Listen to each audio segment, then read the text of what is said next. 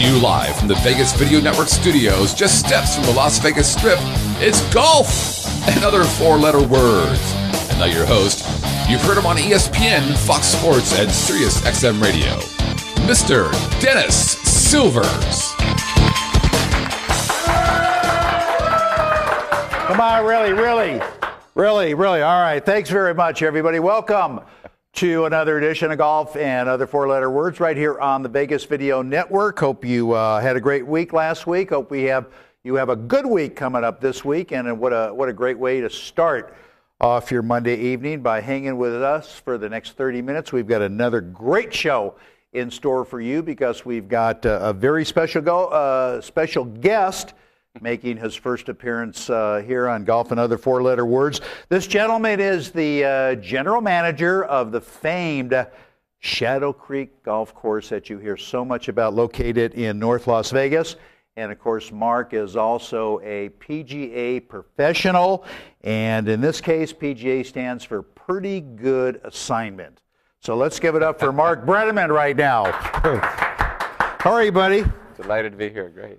That's pretty accurate, isn't it? Pretty good assignment. Running Shadow Creek, one of the top 50 courses in the country, year in and year out. When I was a head pro at Spyglass, I had a member, Mike Suchak, okay, on Tour Pro out in the 50s, yeah. And he said he ran Innisbrook when he came off the tour in Florida. He said he had the best job in golf. And I feel at my level, I'd be hard-pressed to think of a better one, Dennis. No, absolutely. I was going to say, I think Mark's got the second best job in Las Vegas because obviously I've got the best job here in Las Vegas. But if I had him go to the golf side like he does, absolutely it'd be at Shadow Creek. You alluded to it real quickly. You came from the Monterey Peninsula. I did, yeah. How long were you there? I was 7 years at Spyglass Hill in Del Monte, and I got married on Spanish Bay.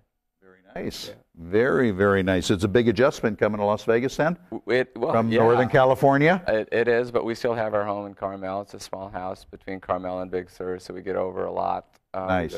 Drive over. Allegiant Air has been pretty good. Yeah, that's very, very good. You've hosted some really I want to get into the Michael Jordan tournament that just finished up yesterday.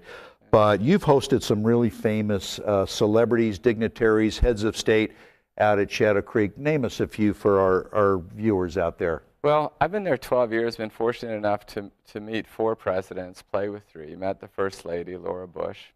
I can't tell you how many times I've played with somebody, go home that night, turn on the TV, and then bam, seen them on TV. Mm-hmm. So since Las Vegas is such a sought-after destination, and golf has been so popular by and large the last 12 years, that if they come to Las Vegas, they want to play Shadow Creek. Sure. And as long as they stay at an MGM Resorts property, they come out Shadow Creek and play. I've been fortunate enough to host them. Yeah, that's nice. And I'm sure they're all just enthralled with the golf course. I mean, how could you not be? It's a special place. I think I probably have gotten 3 complaint letters in over 12 years. I used to get 3 a month at Pebble Beach. Really? That's very, very interesting. All right, as I alluded to, he's been a very busy man all last week because this is the second year that the Michael Jordan celebrity deal has been out at Shadow Creek. Tell us about that. Briefly, what your week was like. Sure. Well, Michael hosted this tournament for 10 years down in the Bahamas. Mm-hmm. We've hosted the last 2 in conjunction with Aria. So Michael invites 50 celebrity friends of his. They all stay down in Aria, have a lot of private events at the Aria, and then out at Shadow Creek, for the first time last year, we allowed the public on. Right. And we did it again this year. It got twice as big this year than it was last in terms of sponsorship, and attendance was up, retail was up, all their numbers were up, even though the weather itself was a bit down because it was so windy this weekend. Right. So we've raised over $1 million here in Las Vegas for charity in the last 2 years. That's great. Primary beneficiaries being the UC San Diego Nevada Cancer Institute, Opportunity Village, and Make-A-Wish Foundation. Mm-hmm. 2 other charities are James R. Jordan Foundation back in Chicago, right, and Cascure back in Charlotte. But it's a win-win for a lot of people. Hundreds of volunteers, hundreds of people, thousands of hours go into this deal, and then millions of dollars are raised for charity. With all the people that come in, like I said, that was the cool thing about it. People that would not normally have access to Shadow Creek. because it's tough to get on. When they come, do you find anybody going to the pro shop say, can I get a time here for next Saturday at 8:30? No, but yeah, I did see, it's funny. I did see, no, that has never happened. That won't happen. I mean, we're now closed for the next 360 days to that sort of world. Right. But I remember seeing an email, the internet, an email, like the Monday after Augusta, there's a gentleman with a pull cart at a Magnolia Lane who's been told he could go play.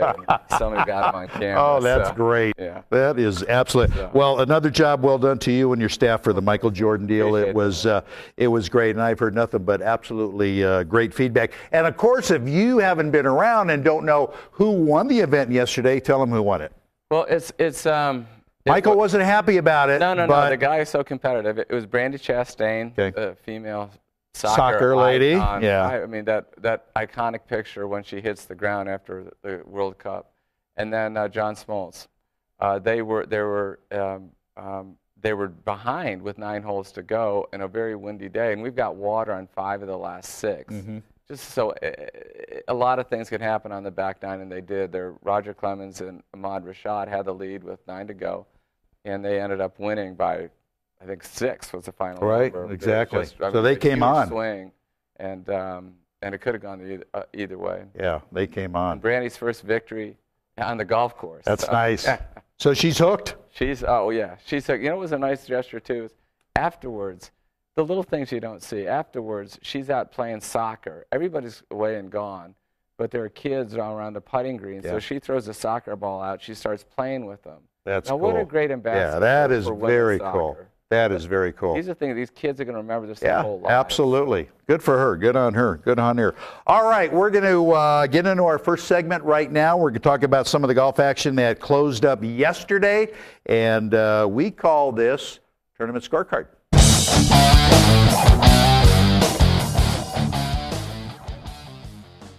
All right, welcome back, everybody, to Golf and Other Four-Letter Words. Mark Brenneman from Shadow Creek, Dennis Silvers from your humble host right here. Let's talk about a couple of the tournaments, Mark, that finished up yesterday. Hunter Mahan developing into a really good player. Became the year's first 2-time winner after winning yesterday at the Shell Houston Open by a shot over Carl Pedersen. Hunter moves up to 4th in the world rankings, his highest ever, and instantly became very much of a favorite for the Masters that's being played this week, of course, at Augusta. I find a little fault with that in a couple things, Mark, and I want to get your impression. First of all, you know how hard it is to win back-to-back, okay, whether you're a regular PGA Tour event going into a major or whatever, extremely difficult. And also, come on, Redstone is no Augusta National.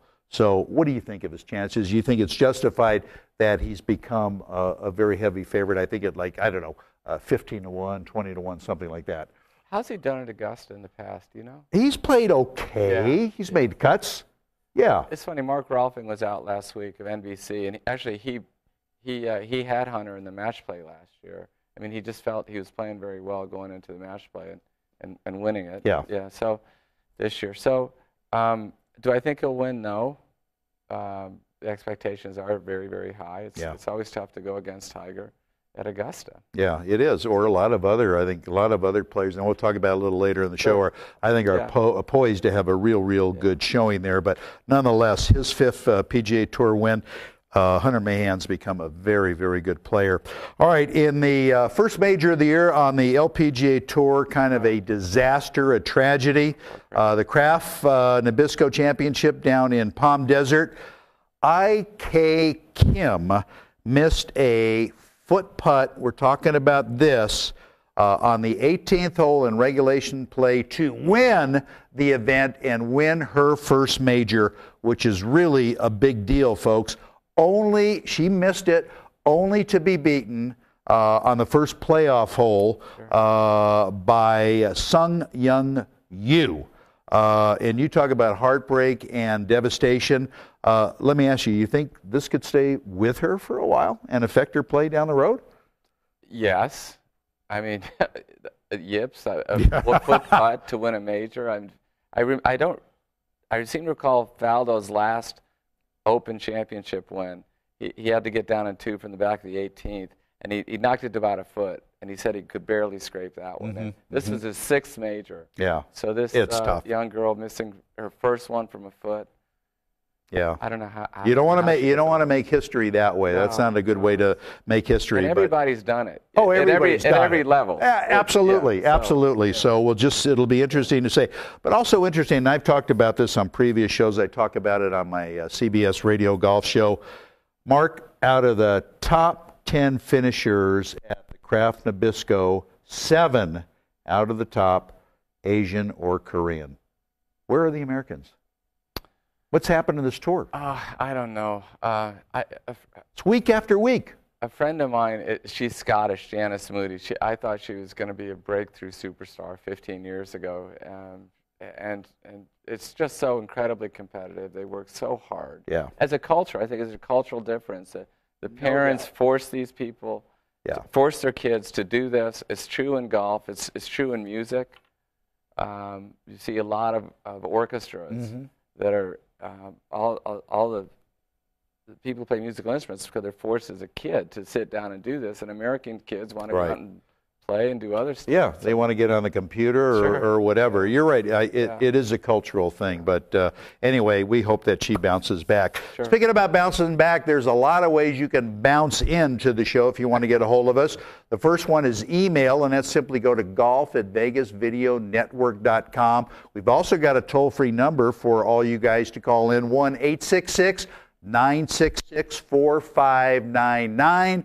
We're also on live chat if you want to send in a comment, a suggestion, a gripe, a question for myself or Mark. Just go to vegasvideonetwork.com, hit that little live chat button. You're in the live chat room, and just type in what you want to say and send it on its way. We're also seen all over town. You know, we archive the shows if you missed a show on vegasvideonetwork.com. We're on iTunes. We're a lot on YouTube because the network is a YouTube partner, Roku television, and also we re-air all of the audio portions of the show on Saturdays starting at noon on AM 1400 KSHP. So if you're driving to the golf course, driving back for the golf course, you know, turn on K-Shop AM 1400 and you could check us out. Okay. Are we going to I think we're going to take a break? We're going to take a break. All right. Mark and I are to step away, take a short break, and we come back. We're going to have our second segments, which I love, Birdies and Bogies. So stick around. We're with you right after this. Traditional media believes that after about 3 minutes, you'll tune out. Most Vegas media companies think if it doesn't jiggle, you won't tune in. At the Vegas Video Network, we think both are wrong. The Vegas Video Network is the first and only live online broadcast network that specializes in insider news and expert views about Vegas. We combine great storytelling with the ability to watch when and where you want on your computer, mobile device, or television. Discover the real Las Vegas. Visit vegasvideonetwork.com.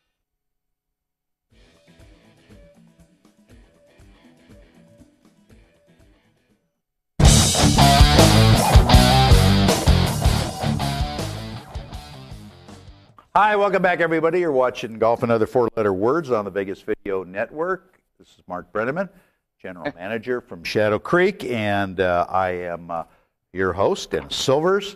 Birdies and Bogies. Mark, I'm going to give you some gossip, some smack that's going around, some interesting little tidbits. You let me know if you think it's a birdie, a bogey, a double bogey, whatever, and why. This is interesting. IBM hired a gal by the name of Virginia Romedy as its CEO this year, which is receiving or reviving a lot of discussion at Augusta National because, as you know, the last 4 CEOs for IBM have been male, and they have all been invited to become members at Augusta. Since 1933, when Augusta opened up its doors, they've never had a woman member. So this is going to give them a quandary whether to extend an invite to Virginia or, you know, keep the no women policy. And maybe a lot of viewers don't know, just because there are no women members doesn't mean that women can't play Augusta. They can. Women are welcome to play as long as they play with a member. But as far as being a member of the club, that ain't happening. So I don't know. What do you think, birdie or bogey for Augusta if they don't let her in? I think they're going to let her in. I think Billy Payne is different than Hootie Johnson. I mean, Hootie was the guy who said not at the point of a fixed bayonet. Yeah. When the whole Martha Burke thing happened, I don't know, 5 years ago. Yeah. A different president, different time. I think she's going in. You think she? I see. I disagree. I think he's going to do a real something really PC and just come up with some reason why it ain't going to happen. I don't know. We were getting along so well. I know. but I don't think I know he's different than Hootie, but I just don't think. By the way, have you played Augusta? Twice. Yeah. Twice. Oh, you lucky dog, you. I feel the same. How'd you do? I was playing great till the 16th hole. I was, well, you know, if it's and buts were Kenny, not say David Christmas, but I was 1 under going into 15. Wow. And we were playing the forward tees, and I hitting it into the sun. I hit a real good shot into 15 to par 5, and I thought I just made double eagle, Walter Hagen. You know how these things go through your mind. And I was over the green, chipped in the water, and then it just went south from there. But still, really good, really good. Hank Haney, who we all know and love, was a guest on WFAN in New York. Yes. Being interviewed by sports radio host Craig Carton, who called Haney during the interview a horrible human being and a snake in the grass for writing the book, you know, The Big Miss, detailing his time spent working with Tiger Woods. Haney obviously went on to click to hang up. Birdie or bogey on this guy, Craig Carton? On him? Yeah, well, I think they're both, I don't think Hank should have written what he did in terms of what went on off the golf course. He wants to talk about the mechanics of Tiger swing. Great. Everything else was, to me, it just shouldn't have been in there. So I'm not. And he got upset too because he says, "I'll tell you, Hank. This is before he hung up. The reason this is getting me so upset. Everybody's entitled to write a book and this and that and the other. But he said you're making money off of this garbage, and he says that's what upset him. Yeah, I would agree. Whether or not he should have been that direct and forceful about it, I probably wouldn't have gone that direction. Yeah. So I don't think Haney's going back on the show for a while. Yeah. If ever. I think he's off the Christmas card list. Yeah, I think he is too. All right. Speaking of Christmas card lists, 3 porn stars that were involved with Tiger Woods says they are releasing a new X-rated movie based on their bedroom romps with the golfer. It's slated to be released April the 6th.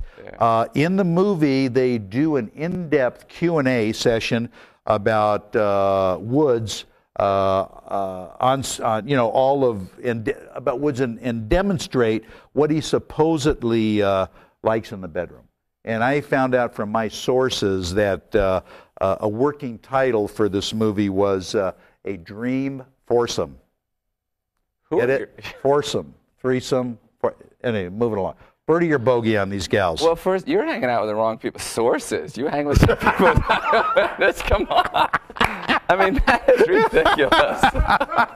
It's totally ridiculous. If anybody is, why are we even talking about that? I don't. I mean, please, come on. But that's crazy, isn't it? Let's move on. All right, let's move on. Obviously, a double bogey for, I couldn't even get into the premiere of the thing. That's what got me.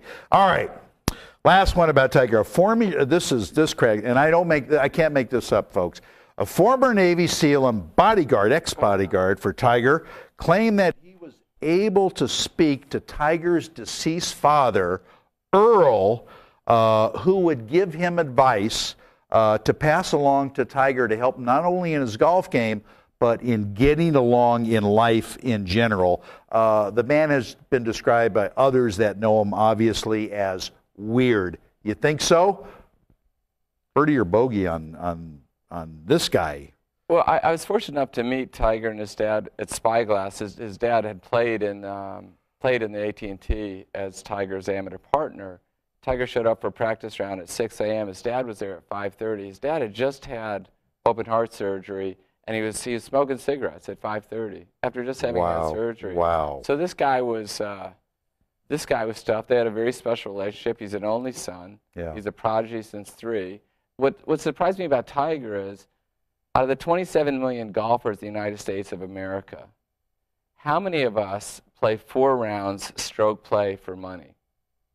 Very tiny percentage. Teeny. And yet, we're talking about Tiger even here in your show so much. I know. Golf He's is a lot the bigger guy's than making. Tiger. I know he's making the news. He is making the news. You know, but that's very interesting. Yeah. And by the way, just to put that aside, put that to bed, who do you think holds the course record at Shadow Creek? There you go. Smooth little 60. Wow. All right. Now, I'm not talking about the temperature, folks. All right. We're going to step away again, take a short break. Mark and I come back. Get your pencils out, get your paper out, get your pens out. Because, Mark, we got some great questions in Handicap Helper, and we got some great tips that Mark's going to give you and me to help us get better. So stick around for that. We're back with the Handicap Helper right after this. Hey, I'm Al, man. Is that how you get them to do that all the time? Just sit there and be an ass. Is that it? Hey, I'm Al.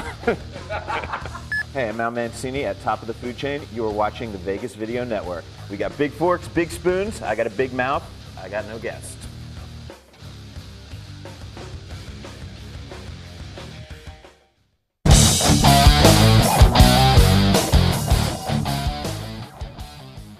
We are back with y'all for Handicap Helper, so pay close attention. We've got some great questions that were emailed in from some of our loyal viewers. And Mark, give these people some help. Let's start off with Dean. Says he needs some help with lag putting in terms of reading breaks. Any tricks? I guess what he means, maybe going from a short conventional putter, all of a sudden standing up. Do you read the breaks differently, or do you get a different bird's eye view or something like that? So give Dean some help. What would you tell him? I'm going to go against the tide on this deal with the belly putter thing. Putters, as particularly the last 20 years, we've become more upright in our putting. When you look at pros more in the old days, they were much closer to the ground. Yeah. Looking at it. Yeah. And these guys made more putts, I think, than they're making today. It's a different. The ergonomically is better, but I'm going to say, 5 years from now, the people are going to be crouched over close to the ground because you can see it. You can see the grass. You can see the line. You can see everything better the closer you get down. So there you go, Dean. Don't even bother getting the belly putter. And I agree, because I think this thing is strictly a trendy thing. Yeah, I do too. Yeah. Strictly a trendy thing. So there you go. Raymond thinks his clubs may be too heavy. Can he have them adjusted? I don't know if he's talking about his woods or his irons or whatever. What can he do to get them lighter? You can grind your clubs down. You can get lighter shafts in them, so you can do that. If they're too light, you can put lead tape on them. Yeah. Because everybody in golf now, all the club makers are going to light. That's the big word now. That's the big trend in golf. Light. Raymond probably is 96. If he breaks 95, he's happy. So I wouldn't get too caught up in this light club, heavy club deal. Candidly. Okay. Somebody on live chat, Sam. Bill wants to know: do you think Tiger himself will write a book, and if so, what tips did he offer the weekend? Ooh, that's a good one. What do you think? It's tough. Tiger, kind of like Tiger is a different cat. I mean, how many of us have been on the Mike Douglas show at the age of 3 with Jimmy Stewart and Bob Hope? Do you remember Mike Douglas? I mean, of course. So if he writes a book, I'm not sure what is relatable to the average human being. Yeah. He is so far above, and he's so. But I think he will in the fullness of time. I do too. I think he will write a book. And it'll be a bestseller. And then that'll be that. Yeah, when he calls it a day. I do too. Stephen is thinking about going to a long putter. What does he have to do differently than using a conventional putter in terms of alignment, if anything? All right, Stephen, we know how Mark feels about long putter. Yeah. Save your money. Stick with a conventional putter, because you're going to be putting it back in the garage in 5 years. So not only stick with I would say cut your conventional putter down and get over the ball more. Bring your eyes closer to the surface of the green itself. All right. So in other words, if he's using a 36-inch putter, which is pretty standard, cut it down to 32, maybe something like that. Start at 34. Okay. It's 34 and get down lower. All right. And you'd be shocked at what you're going to see. I'm not saying go Camino Villegas down Yeah. All right. That's good. Another live chat, Jacob. Vegas Sam wants to know, where'd you get that shirt from? His shirt. My sweater or Mark's? Your sweater. This is a nice sweater. I forgot where this was a gift, actually. This was a gift, Vegas Sam. All right. Just a few bucks for it. All right. Richard wants to know about ball position when it comes to the driver. He's heard inside the left heel. He's heard playing it a bit more forward to hit up on the ball. Back more in a stance to help promote a draw. Where the heck should he play the ball? Left heel. Inside the left heel. Don't move around. All the time. All the time. The game is hard enough. If on your shorter irons you want to move it back some, great, you do that. But driver, 3-wood, 5-iron, 4-iron, if you still have it, rescue, just put it on the left heel. Left heel. There are too many other variables in the I equation. think that's very good advice. Yeah. Very good advice. Tony sends this into the show, says his hands seem to often slip or come loose during a swing. He doesn't want to grip the club so hard to create tension, so what should he do? I think what he says, he's losing it at the top. Well, if Tony lives in Las Vegas in the summertime, it's kind of as dry as it is here. Is he going to do the 2-glove thing, the Tommy 2-glove thing? That would be a good idea. So, let's go with that one. Yeah. That is okay. That would be a good idea. Wear know. a couple of gloves, and that's a good point that you make. Yeah. Obviously, in the summer when it's hot, especially in the south or wherever where there's a lot of humidity, you got to change those gloves every couple of holes because it gets too wet. And you can put it out. There are tricks you can do. You can wrap them on your bag. I've seen guys going out if they're walking, just put them on your bag. And then by the time it dries out, you're ready to go, and you just keep rotating. Like if it's raining, you put them on the inside of your umbrella. Yeah. So. Yeah, that's good advice. Very, very good advice. All right, we just got a couple of minutes left, and I want to ask you, a lot of people, and I've been fortunate enough to play Mark's golf course a few times, and just a wonderful experience. Every hole in my mind could be a signature hole, but what's the true signature hole out at Shadow Creek in your view, and why? Most people think it's 17, which is probably one of the most awesome par threes you're ever going to see in your life. But is that it, or where? It's funny. Mark Rolfing was just out taping something with Michael Jordan, and and MJ said he had 18 favorite holes, and he said the 17th was probably the most picturesque and most difficult 150-yard shot in golf, without a doubt. And he plays a lot of courses. Yeah. It's a pick 'em. Yeah. It's like I say, they're all absolutely absolutely spectacular. Obviously, as you would guess, if you're fortunate enough to play Shadow Creek, they provide you with some wonderful, wonderful, knowledgeable caddies out there. How do you go about selecting the people you hire out there to caddy, Marcus? I'm sure you got a zillion people knocking down your door. We do, and we've got a great set of caddies. Rick Dalpos, he led the U.S. Open 1982 after the first hole. He birdied the first hole. We joke about it. I just found that out. A very good player. A great player. Yeah. Mike Reese played at Pinehurst in the U.S. Open 2006. So we got a lot of great players. We got former tour caddies out there.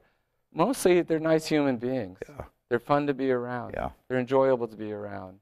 And they're not. I remember at Spyglass, Jack Nicholson, we played. He said, "Jack, what kind of caddy are you?" "I don't want a coffee house." What's a coffee house, Jack? He goes, "It's a guy who talks too much." These guys are engaging, but they know when to say, "Okay, enough is enough." Well, I went out there the first time I went out to Shadow Creek. There were a caddy standing around, and I called somebody over and I said, "Hey, I need a good caddy. I need a caddy that can keep score." So I asked. In fact, it was Kevin Riley. I said, "What's 3, 4, and 5?" He thought for a second, and he said 10. I said, "You're perfect. Let's go." But anyway, if somebody looking at this from all over the planet is coming to Las Vegas and wants to get on Shadow Creek, how do they do it?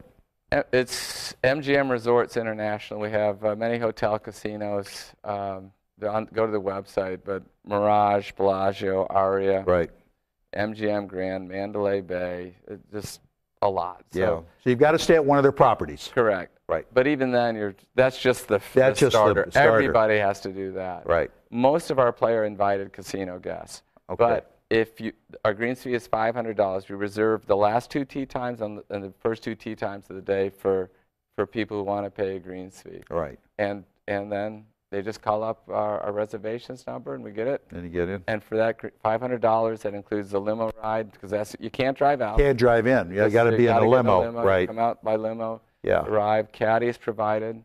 Fee too. and then the limo takes you back. Yeah, it's just absolutely awesome. If you can afford to do that and want a great experience, you got to go out and play Shadow Creek. Go see Mark. He's got a great staff out there. They treat you just like royalty. It's absolutely fantastic. Mark, great job. Okay. Thanks for coming in. Royalty. And royalty. Dennis, Except the media guys. Except the media. No, they treat the media guys too. Anyway, that's going to wrap it up for this edition of Golf and Other Four-Letter Words right here on Vegas Video Network. Glad to have you with us. This afternoon, we're going to be back same place, same time next week with another great show. So until then, fairways and greens, everybody. We'll see you all back later. So long.